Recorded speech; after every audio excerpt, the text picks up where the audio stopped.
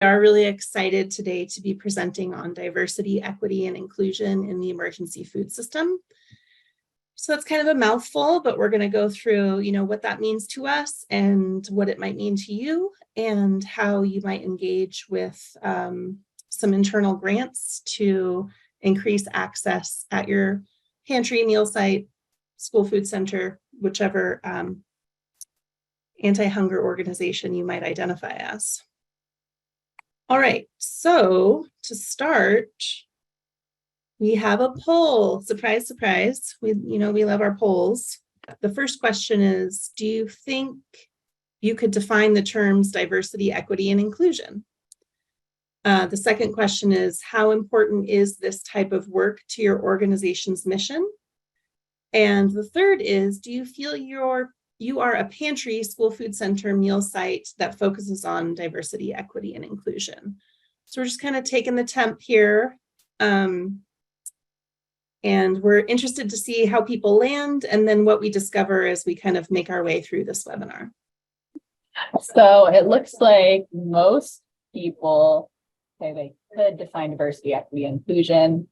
Over half say yes, and then another big chunk say probably, and just a few say no. How important is this type of work to your pantry's mission? 16 out of 17 people said very. Got one, not really. And then, do you feel you are an agency that focuses on DE&I? We had 88% saying yes, and then 6% each said I'm not sure and not yet. So no no's on that one. Awesome. Thanks for sharing that, Catherine. Well, this is pretty exciting. I just can't wait to kind of work through this and see if people maybe feel differently at the end. And we'll, of course, have an exit poll and some discussion following. So let's get into the meat of our webinar here, and we can go on mute for now, and we'll open up for discussion later. Our integrity, respect, caring, learning, inclusion, and abundance. The topic of diversity, equity, and inclusion within our emergency food system is squarely rooted in every one of our values. So let's get started. For today's agenda, we'll be introducing the Food Bank of the Southern Tier's diversity, equity, and inclusion commitments. We'll be discussing why this matters and how partners might engage with this work. We also want to talk about how to make it work for your specific community. And then hopefully we'll have a really robust group discussion where partners can tell us what they've already been doing and where they hope to go. And now I'd like to hand it over to Randy Quackenbush. We wanted to share a little bit about our journey to our commitments to diversity, equity, inclusion. And for us, this process really began back in 2020 as we were embarking on our strategic plan for the coming years. And coming out of that process, we had identified 5 key priority areas, which for us are people, culture, equity, relationships, and data. And equity for us is a newer framework, and I'll talk more about that in the next slide. And part of our strategic plan included updating our values, which we've been sharing with you all during every webinar, and to begin to draft these diversity, equity, and inclusion commitments. So a group of staff worked on these for several months to kind of fine-tune them to make sure that those words resonated with the work that we do at the food bank. Next, we began a series of trainings. We started with the senior leadership team on a deep dive into many topics, and then we branched out into our leadership team at the food bank, where we covered all the various isms such as racism, classism, ageism, sizeism, etc. And now we're in the process of bringing all staff into this work and ensuring that everyone understands how it connects to their roles at the food bank, while we're also bringing this framework to you all, to the network, to help us all think about these efforts, and thinking about how this really is a journey, and that we're all learning, and that we're all going to make mistakes, and that those mistakes and that learning process will just make us, more educated and thoughtful and solutions oriented in this work. As I mentioned, equity is one of our new strategic priorities. And for some of us, this might be a newer framework. And this illustration here really helps visualize what we're talking about, especially equality versus equity. So here, especially as Americans, we've grown up thinking all about equality. And to us, equality is what we stand for. And this top image kind of shows what equality can mean, and using bicycles as visual. So here, everybody has an equal sized bike. The challenge in that is that not everybody needs that exact same size bike. People need different sized bikes. They might need a bigger bike or the smaller bike, and they might not actually be able to ride that kind of bike. So an equity framework really looks at what kind of bike, what kind of solution does an individual need, because that can vary. But with really the goal of us getting what we need so we can all ride along together and move forward together. So again, it's a bit of a different framework. And for us at the food bank, we want to move away from this equal size solution where it's a one size fits all, every community gets the same thing, into more of this equity framework. Some communities need different things. Some communities need different levels of support or different types of support, or they might need different types of food, for example, which is what we're going to really dive into in this webinar. So it's definitely a learning process. It introduces a lot of questions around like what is fair, because you could say, not everybody's getting the same bike. Is that fair? But for us, we really do believe that is fair and just so we can all succeed. Thanks, Randy. Hi, everyone. My name is Sarah Keenan, and I'm the Programs and Partnerships Manager within our Community Impact Department. As a reminder, these are living commitments, and the intention is that as we learn and grow, these may change to reflect that. Number 1, our diversity commitment. Diversity is the presence and representation of wide-ranging and differing views, identities, experiences, and abilities. We are committed to diversity in the workplace and collaborating with people from many backgrounds, all focused on the mission. Equity commitment. In our commitment to equity, we seek to ensure fair treatment, opportunity, and fairness in access to information and resources for all. We recognize that we don't all start from the same place or need the same things to be successful. This is at the core of why we exist as a food bank and central to our mission. Inclusion commitment. We are committed to creating a sense of belonging where all our team members are valued and respected and feel safe to speak up and contribute to our shared success. We seek to intentionally involve stakeholders that are affected by our decisions, both internally and externally. We envision an organization where recipients of our services are included in decisions that impact their lives. As we move from understanding to implementation of the recommended steps to increase food access in the Southern Tier, we come to refine foods for population-specific distributions. And within that, the recommendation to focus on providing culturally appropriate foods. Let's take a look at the unserved population study results from Broome County. We can see that there are specific populations of racial and ethnic groups depending on a geographic region. This is a good place to start in your discovery. However, keep in mind that area population is ever changing, and the potential client might live in one area and work in another. So we always want to be very inclusive, thinking about where folks are coming from. Culturally relevant foods. This is an important opportunity to bring dignity to our emergency food system to all who experience it. We're not suggesting that you make guesses or assumptions. Please, please, please engage with shoppers. Ask them if there's anything they'd like to see on the shelf that they use regularly in their meal preparation. They may have already mentioned it. If you want to consider a short survey or a product suggestion box, we can help you with that. But building relationships and engaging with clients who have different racial, cultural, or ethnic identities is how we build an inclusive community. This will take earnestness and humble engagement.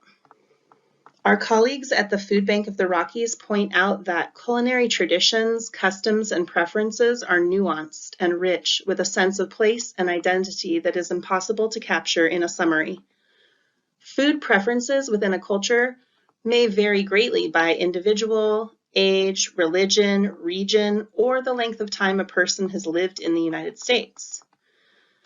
We'll be sharing culturally relevant food lists from a few different organizations that may be helpful depending on the folks that you serve. Nonetheless, please take a look at them. They're very insightful, not only covering preferred foods, but also some that might be avoided. Bottom line is talk to your clients and ask them what they're hoping to receive.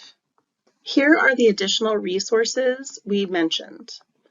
The first resources is from the Gleaners Nutrition Hub.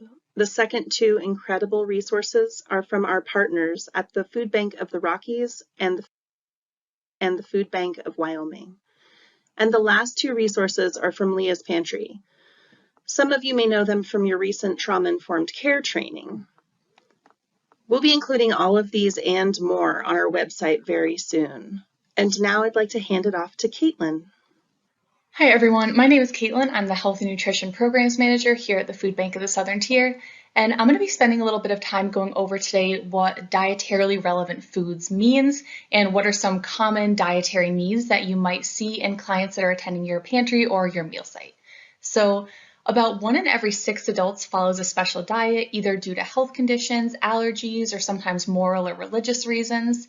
And I'm sure everyone has at some point had a client come in that had a special dietary restriction or a certain diet that they followed. And it can be really difficult for anyone to navigate the need for a special diet, but it's even more difficult when you're also facing food insecurity. So being prepared to serve clients with a special dietary need is a great way to support clients' health and well-being, both physically and mentally. And the client's going to be able to tell you a lot about the foods that are going to work for them personally, that will support their personal health and their lifestyle. So you don't need to be an expert in every single dietary need or an expert in chronic disease nutrition, but just having some baseline knowledge can really help you to direct people in your pantry towards the foods that might work for them. So this little bit of background really goes a long way in making sure that people feel included. And then if you're noticing that you have a significant population with a certain dietary need, then you can use this knowledge to support foods that are going to support their health and their needs. So I'm just going to briefly go over some of the most common dietary needs and what some foods might be to think about if someone comes in with that dietary restriction. So being dairy-free is one of the most common dietary restrictions that you might see at your pantry or your meal site. So another way that someone might say this is that they might tell you that they're lactose intolerant. And what this means is just that they're unable to digest lactose, which is a sugar that is found in animal milk and most commonly in cow's milk. So if someone comes in and says that they're dairy-free, obviously, in addition to all the non-dairy food groups like fruits and vegetables and proteins and all that good stuff, you can also try to offer things like plant-based dairy products, so things like almond milk, soy milk, oat milk, maybe milks or yogurts and cheeses that are made with these types of plant milks. And you can also offer lactose-free dairy products like Lactaid.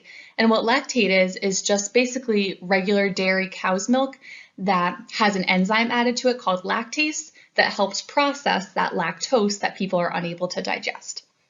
And then, of course, you'd want to avoid things like milks, yogurts, and cheeses that are made from animal milk. All right, and the next one that we'll touch on is a gluten-free diet. So some other ways that people might say this are they might tell you that they have celiac disease, they might say they have a gluten sensitivity, or some people might say that they have a wheat allergy. All of these things would point to the fact that someone needs a gluten-free diet. So what does this mean? There's kind of a broad range in terms of being gluten-free, what it might mean, but essentially it means that the person is unable to digest, they are allergic to, or they are sensitive to a certain protein that's found in some grains, including wheat, barley, and rye. So there's different levels of gluten sensitivity and intolerance. Some people can't even have foods that were processed in the same facility as gluten-containing ingredients. So oats are one that are naturally gluten-free, but they're notorious for being contaminated with gluten because of how they're grown and where they're processed.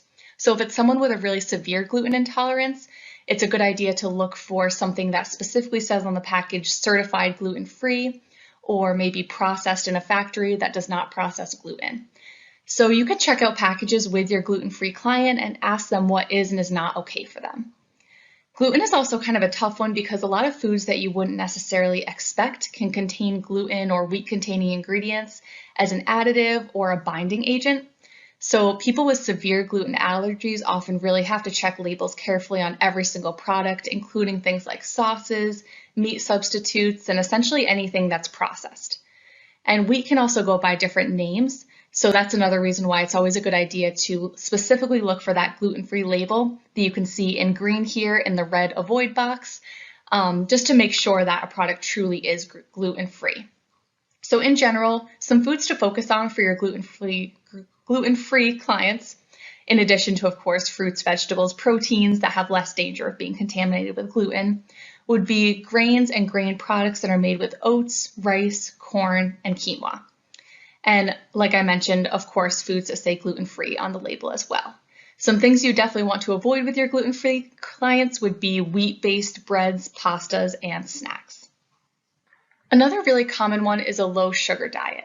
So people may be pre-diabetic, diabetic, or ask for foods with a low glycemic index. These would all be indicators that someone is looking for a low sugar option. So we'll kind of focus today on people who are diabetic or have prediabetes. There may be some people that come in and say something along these lines, but they might just be talking about added sugars. So it's important to have that conversation with the client. But like I said, we'll focus today on people who have diabetes or prediabetes and would like foods to support them with this. So people with these conditions often need foods that are low GI or low glycemic index, which means that they don't raise blood sugar as much or as quickly as certain other foods. So people with diabetes have difficulty regulating their blood sugar, so they often need foods that are lower in refined carbs, which we might think of as like white bread or white pasta, lower in added sugar, and depending on the person and their specific condition, sometimes they might even be looking for foods that are low in natural sugars as well. So you can let them tell you kind of exactly what they're looking for, and then you can support them in that process. So for people on this type of diet, you're going to want to really focus on vegetables, fruits, and proteins. And then if you're looking at grain options, whole grains can be a really good idea. So things like oats, brown rice, and then any baked good products like bread, pasta, cereal that are made with 100% whole grain. And just in general, high fiber foods tend to raise blood sugar much less quickly and not as much as some of the foods and grains and baked goods and things like that that are lower in fiber. So looking for high fiber foods for your low sugar clients is going to be a really good idea. Some things that in general you'll want to avoid or limit with clients that are looking for these types of foods are white or refined grains, bread and pasta, any types of dessert, cereal, or snacks that have a significant amount of added sugar. And then one thing to kind of keep an eye on that can kind of slip under the radar are canned fruits that are packed in syrup. So a lot of the canned fruits that the food bank brings on are going to be either packed in juice or water, which means that they don't have added sugars. But sometimes with TFAP or donated items, sometimes those are canned in syrup, which means they do have added sugars and might not always be the best option for someone looking for a low sugar diet. So that's just another thing to keep in mind. A plant-based diet is another really common dietary need. So what does this mean? Two of the most common versions of a plant-based diet are vegetarian and vegan. There may be other things within that category, such as pescatarian or something like that, but the client will definitely clarify that for you when they first mention it. So if someone is vegetarian, that means that they do not eat meat. Whereas if someone is vegan, that means that they don't eat any animal products. So usually someone who's vegan also restricts things like eggs, milk, other animal products like that. So someone who's on a plant-based diet generally is going to be able to take vegetables, fruits, grains, things like that. But the sticking point is probably going to be proteins. So when you're looking for plant-based proteins to offer to a client who is on a plant-based diet, you can look for things like beans, nuts, nut butters, tofu, meat substitutes, and even whole grains have some protein. And then for vegetarians who are not vegan, you can also offer things like eggs and Greek yogurt because they're animal products, but they're not meat. So work with your client, see what exactly they're looking for and what works for them. But when you're looking for plant-based proteins, these are some good things to focus on. Foods to avoid when you're talking to someone who's on a plant-based diet would be, of course, for both any meat products. And then for vegans, you would also need to include eggs and milk and other dairy products in the avoiding category, as well as anything that might be made with those products. So checking labels on things like bread and other baked goods and snacks to make sure that they don't have any eggs, milk, or other dairy or animal products is a good idea as well. Next, we'll touch on low sodium diets, and this is probably the top dietary need that we get questions about here at the food bank. So it's really common. So high blood pressure and heart conditions might be two reasons why someone may ask for low sodium foods. And what it means if someone is looking for a low sodium diet is that they're looking for a diet that is low in salt, usually due to cardiovascular concerns like high blood pressure. And the way that salt affects our blood pressure is that it actually causes our bloodstream to retain more water and fluids. So the blood is actually taking up more space, there's more volume to it, and it's putting pressure on our artery walls. So that's how sodium affects cardiovascular health. So if someone comes in and they're looking for a low sodium diet, it's a good idea to focus with them on fresh and frozen produce options. And if you're looking at canned produce options, you're going to want to check the label to make sure that it either says low sodium or no salt added. And our food sourcing team here at the food bank does a really good job making sure to source canned vegetables that are low sodium or no salt added, but it's still a good idea to keep in mind. Another good option for someone on a low sodium diet is going to be lean, less processed proteins like chicken, fish, things like that. More processed meats like hot dogs, bologna, and anything breaded are more likely to contain higher amounts of sodium. As far as seasonings go, salt-free seasonings and herbs are a great way for people on a low sodium diet to add flavor to their meals without adding salt. And lastly, high potassium foods are a really good idea as well because potassium actually counteracts the effects of sodium in the body. So foods like bananas and potatoes, those would be both good high potassium food options. And then in the avoid or limit category, like we talked about, high sodium canned vegetables and processed meats would both be things to limit. Certain sauces and seasonings can also have a really high sodium content, and definitely processed foods, specifically processed snacks, contribute a lot of sodium to diets in the US. And if you're interested in learning more about sodium and low sodium diets, please join us for Sodium 101, serving clients on low sodium diets. And this is going to take place on August 21st from 2 to 3 p.m. via Zoom. So you can feel free to register on the partner events calendar, or you can reach out to your PPC. And after we do that training or that webinar, the recording will be made available on the partner portal. So if you're not available at that time, you'll still be able to access the training later on. So in addition to sodium, cholesterol is also something that contributes to heart conditions. So we do have some cholesterol in the body, and we actually need some of that. There's LDL cholesterol and HDL cholesterol. In general, we think of LDL as bad cholesterol and HDL as good cholesterol. So when we're getting too much LDL cholesterol, the bad kind, from our diet, that cholesterol can build up in our arteries, which causes the heart to have to work too hard to pump blood. So this is how cholesterol can end up being linked to things like heart disease and other cardiovascular concerns. So diets that help lower LDL and also increase HDL can support heart health. So if someone comes in and they are, concerned about cholesterol, or they're looking for a heart healthy diet, you can focus on things like fruits, vegetables, and then lean proteins like fish, chicken, and turkey. You can also focus on high fiber foods like whole grains, including oats. So if you've ever seen the little heart that says heart healthy on like the Cheerios box, for example, the reason why it says that is because high fiber foods like oats actually help the body to clear out excess cholesterol. So foods like oatmeal can be a really good idea for someone who is looking for a diet to support cholesterol health. And then also foods with healthy fats. So healthy unsaturated fats like fish, olive oil, nuts, and avocado. Those can all be really good ideas to focus on with someone looking for a heart healthy or a low cholesterol diet. And then some foods that you'd want to avoid or decrease in someone looking for a low cholesterol or a heart healthy diet would be items that are high in saturated fat. So especially things like red meats, full fat dairy products, and processed foods, fried foods, anything in that category would be some things to avoid or decrease. So I hope this basic overview is helpful. This was, of course, not an exhaustive list of every type of dietary need or dietary concern, but a good starting point for some of the most common ones.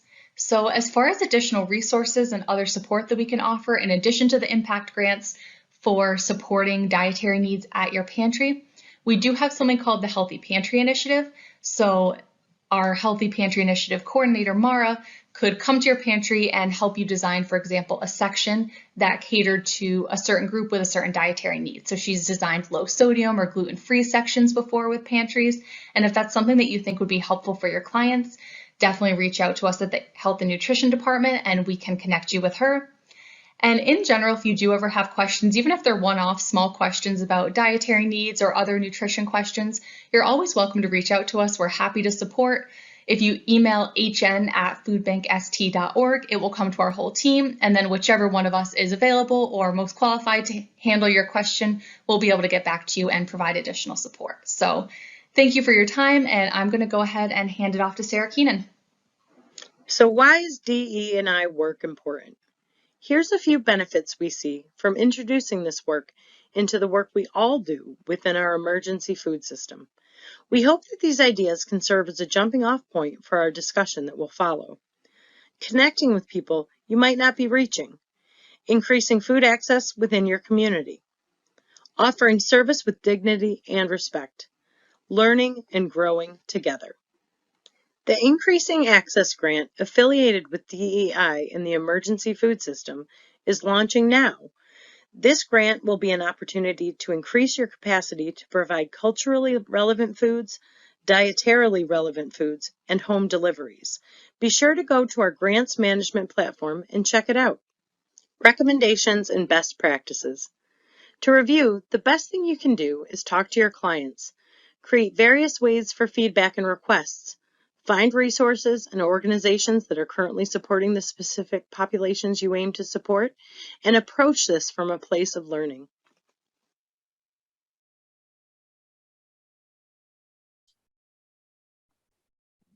Got it.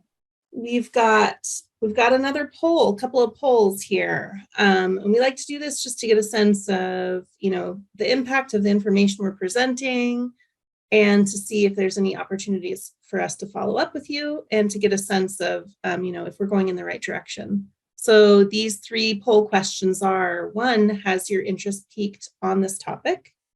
2, would you like help thinking more about how to increase DE&I in your pantry, school food center, or meal site? And 3, do you plan on applying for this round of grant funding? It looks like, oh, am I already sharing the results? It says stop sharing. Wow, this is so magical. Okay. Has your interest piqued on this topic? Looks like 89% people said yes, 11% said no. Looks like about half of the people would like some help thinking about increasing DEI. And also looks like just under half are going to apply for funding, and the same amount are considering applying but are unsure at this time. So, all right. So I think this is kind of the best part to what we're doing here, which is time to discuss with you all about, what you're currently doing, anything you learned from the slides. I really enjoyed Caitlin's slides, a lot of great information in there. So now it's just time for us to discuss. So I am going to stop sharing my screen so that we can just see everyone's faces and have a conversation. Are there any questions? Okay.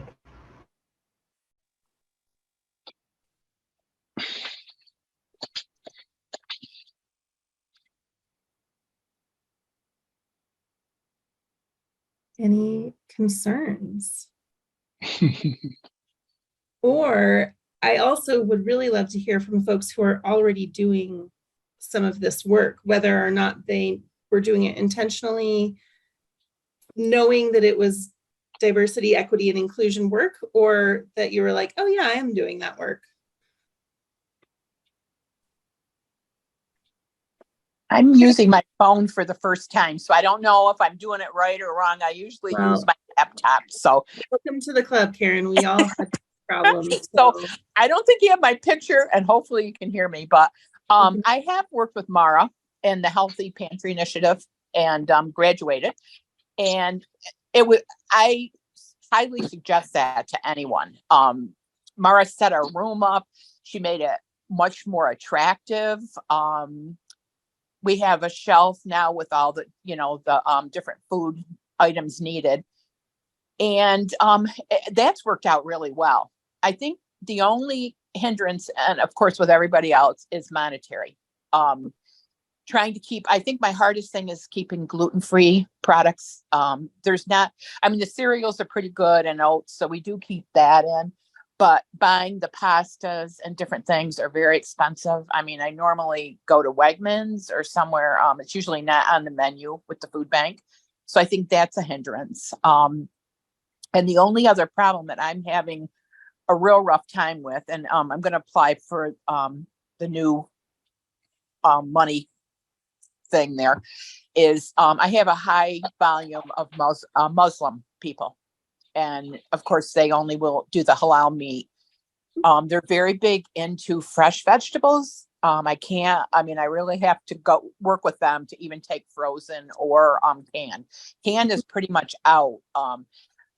I have one lady that speaks very good English, and I question her every time she comes in on different practices, because I'm certainly not well versed in the Muslim faith. But I've picked up a lot of things. Some of them I realize do what you eat, and some don't. So it's a learning experience. And hopefully I'll, get some funding that I can supply them, especially for holidays, because we're giving out to everyone else. And of course, they will only eat halal meats. Well, I think that this grant opportunity is right up your alley, Karen, and I appreciate you sharing some information about gluten-free. You're right, they are pricey, and the idea around this grant cycle is that we realize we can't source every specific item because there are so many different cultural needs, so many different dietary needs, that what we really want to do is put the resources in your hands so that you can be nimble and responsive to the community that you serve. So thanks for sharing that. I really appreciate You're it. very welcome. Yeah. Anybody else? Hey, this is Sarah. Can you hear me? Yes. Hi, Sarah. Hey, so I am wondering if you could kind of talk a little bit more about the possibilities with this grant cycle. I think that a lot of times grants come out and then there's not really like the clarity around how and what and potential. And I think too is our role in the leadership team, having the clarity around that, being able to help others apply and things of that nature would be very helpful. Yeah, maybe I'll kick it off and then I'll pass it over to Amanda, because she's definitely more the how on the team.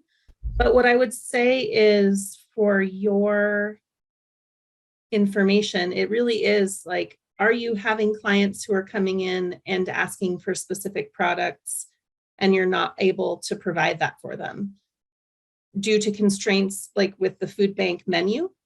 Or just that you're noticing a large population of a specific racial, ethnic, or cultural group, and or clients who struggle with issues that Caitlin mentioned, like diabetes. And so the idea would be, the food bank's never going to be able to buy bananas, for example. The way in which we source food and store it and then distribute it, you would have maybe an opportunity for a good banana bread by the time you got it.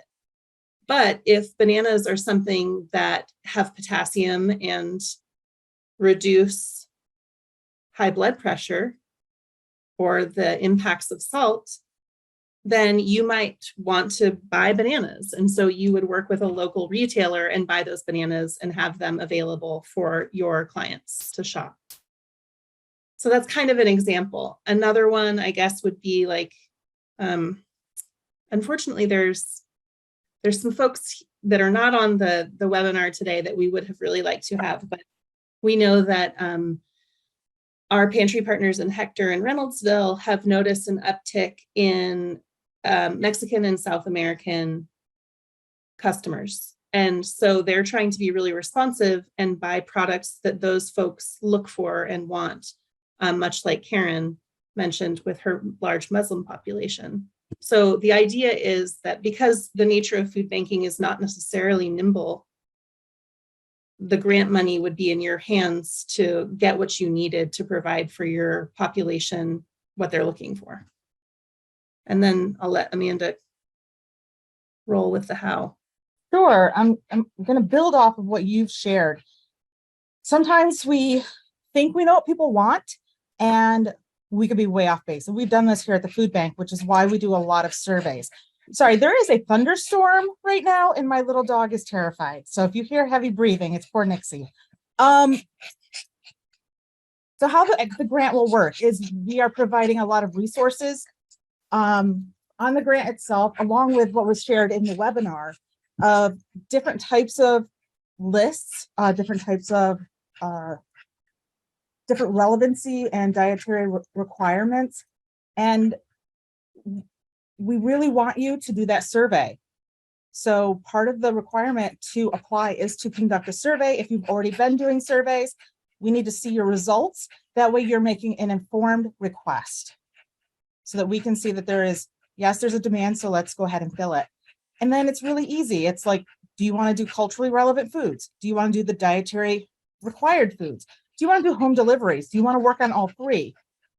You complete it, you submit it, and the big part is really that evaluation at the end, which Jen Bertrand is going to connect with folks to see what that impact really is. So because this grant requires a survey, we have extended the timeline. So you actually get an extra month to complete it and submit it by the end of October. So if everything works out well, checks will be going out in December. Are there any specific questions I can answer about it other than the fact that it just went live about 10 minutes ago? Was that helpful, Sarah, or do you have other questions? Yeah, no, that was helpful. I do have another kind of backup question.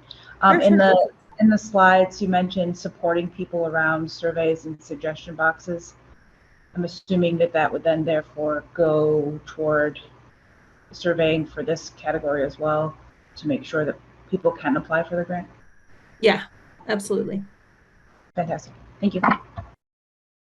Anyone else with a question or an idea or some experience that they're currently living out? I actually had a quick question while they were talking about special foods and so on. And I'm not actually at a pantry. I work with Cooperative Extension as a nutrition educator in Broome County.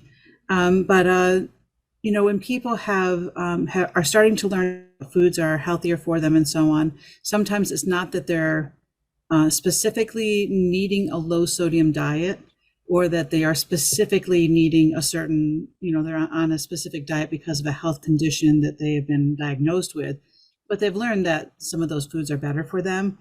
I mean, this is probably true, but like vegan choices, are they things that are more scarce and more expensive? And then those who aren't necessarily following a strict vegan diet, is it possible for them to still get those foods?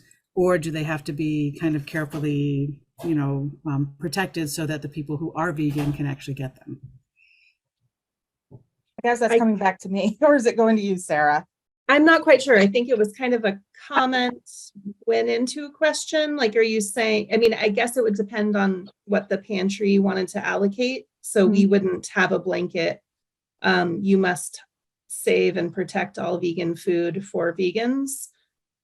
Because I think the beauty of it really is, like, as we increase the produce that we distribute as an organization, that's going to be good for everyone. And I think that's what you're saying. Just that people will say, oh, hey, they've got this. Oh, I'd rather have this than to have, you know, whatever the meat is or something like that. I'd rather have this, you know, because I think this is really great. So, yeah. I would just say, Kathleen, that most of our pantries are client choice. Okay. And so they do allow for people to choose what they want. And there may be some times where it's like a field loaf sausage, if we're staying in the vegan example, that a pantry site coordinator says, oh, actually, I'm going to hold these back for this family that's vegan that I know they're coming in later. But Is that ideal? No, but I guess it's kind of to be determined at this point. I agree, because we were just given some vegan beef jerky and we put it out for everyone, and within minutes it was gone and nothing left for those people that are vegan. I mean, it kind of falls into the same way of thinking of like, like when you go to a restroom and you use the handicap stall when you're not handicapped. You know what I'm saying? It's like you, out of respect to the people who prefer that or need to be on that diet, then you would want people to not choose that. But at the same time, it's like maybe that those surveys that people do at the pantries would be really helpful, because if you saw a very large number of people, showing interest in it, then that might help you know how much more you have to. Yeah, I agree. And like a large part of this work, as we kind of mentioned in the previous slide, is engaging with your shoppers and getting to know them and what they need. So, if the vegan jerky comes back around and you realize, oh, I actually have like 10 vegan clients, then maybe you would kind of withhold 10 packages to ensure that they would get it. But I mean, this is it's new for a lot of folks. So I would say each pantry is going to kind of approach it differently. Yeah. I would add, if I could, this may seem kind of daunting to some people. Oh my gosh, culturally relevant. Oh my gosh, dietary restricted diets. A lot of the food that you already have in your pantry kind of already fits in one of those molds, and it fits into several molds. So a specific type of bean, maybe let's say black beans, will work for different groups of people that you're trying to reach, and make sure that you have foods available for them that they can freely consume because they want to and or need to. So the idea that it's client choice and available for all, I think, is wise. And I'm not going to go after that vegan food. I personally won't. And I think we have a lot of people out there that can self-govern. And this is going to be a great experiment. And we're going to learn a lot out of the evaluations, and hopefully we'll be able to make some movement. But right now, we're not really restricting how it's distributed. It's really, who are you focusing on? What types of food do you plan to purchase? And let's go with it. And one thing I'll stop talking. I just want to say that I thought Caitlin's presentation was especially great in that regard, because she offered a lot of options that are not specialty foods at all. They're foods that anybody could have, so that would be readily available at most pantries. So I think that's a very good guide to go by. So I thought it was really good. I agree. Thank you for that compliment. We think Caitlin's knowledge is incredible, so we're happy to have her on our team. And Maura's got something in the comment here. Low sodium can be made lower sodium, such as rinsing. That's so true. Thank you. Kerm, I know you wanted to say something. Just a very quick question, and I know that they, when we're looking at the food bank and foods, that's what we're looking at is foods. But if you look at the broader issue of diversity and inclusion, I think a group that we're sometimes missing are those that are homebound. And does this grant, would this grant cover some exploring how we reach more homebound people than just the foods? Firm. We have, love it. Well, Amanda can answer that. Okay, she just did. Yes. So I'm not sure we're going to apply, but I'm thinking that it's one of the questions that I have out here anyway. Well, I'm glad that you brought it up, because what we learned out of the first impact grant around home deliveries was that it was big. It was huge. It made a big impact, and it did increase access. So we have added home deliveries onto the last couple of impact grants because of that. If you are looking to start up or expand your existing home delivery program, you can apply for gas cards, thermal blankets, whatever it might be, to help you continue that program or to grow it or to start it. So yes. Thank you. And then I guess I would love to just follow up with Kathleen's comment. Are there any pantry partners right now who are serving specific populations? And how do you handle, a finite amount of resources that group is looking for amongst the greater population that you serve? Do you kind of set things aside? How are you handling that currently? I got the impact grant so that our stakeholders here in Binghamton could start delivering to the camps. And when I see things that are more specific to them, I put that aside so that they can have them. But Thanks, Sherry. We haven't really, I don't segregate it. I haven't found a good way to do that. And of course there's different people in the pantry, not myself all the time down there. And I don't know. I would feel really bad, like hoarding it away for someone, and then that person may not show up. We have a big changeover. But I think like the low sodium and the low sugar food bank offers quite a bit of that, so I'm not concerned with that. I think mine would be cultural and gluten probably would Thank be you, the Karen. Yeah, and just to kind of reiterate what Karen said, we do have a nutrition policy. So a lot of the low sodium products and low sugar products are just what we've agreed to do as a kind of an institutional responsibility to the community that we serve.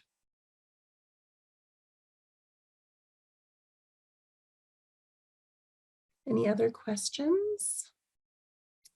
Okay, well, if there's no other questions or comments, I would say that we will be editing the video and sending it out to everyone so that folks can review it or share it with other folks at their organization. And please reach out to us. We have a programs email that you receive a lot of emails from. And you can reach out to us there and ask for questions, extra support, thinking through a survey or a suggestion box. Any other questions you just didn't feel up to communicating today live, we're happy to help you. And thank you all for coming.